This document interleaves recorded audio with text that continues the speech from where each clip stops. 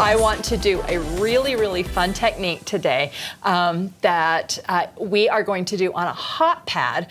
So I have in front of me 2 pieces of Insul-Bright because we're going to do a hot pad.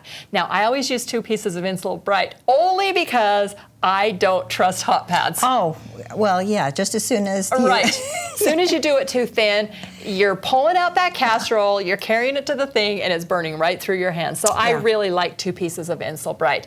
You don't have to use Insul-Bright, and you have to be really careful with Insul-Bright because you can't put it in the microwave. Right. You could use 100% cotton batting, but just be really careful. But we're going to do a hot pad technique. Just make sure you have enough layers. Yes. so that it doesn't burn. Yes. Right?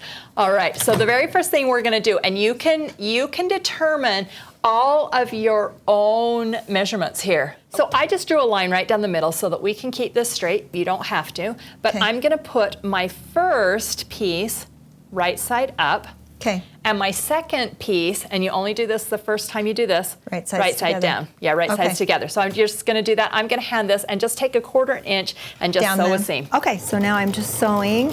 I'm at a 2.0 stitch length. Does that matter? I think that's great. Okay. Perfect. All right, this is how easy this is. Yep, now we're just going to take, and you can either take this to your iron, which I've turned it on, or you can just give it a really good finger press, and then we're going to take the next one, and there's no rhyme or reason. We're going to trim it after we're done. Okay. So let's just do a couple more rows. So it doesn't matter if it's hanging over? Nope. Okay, that's perfect.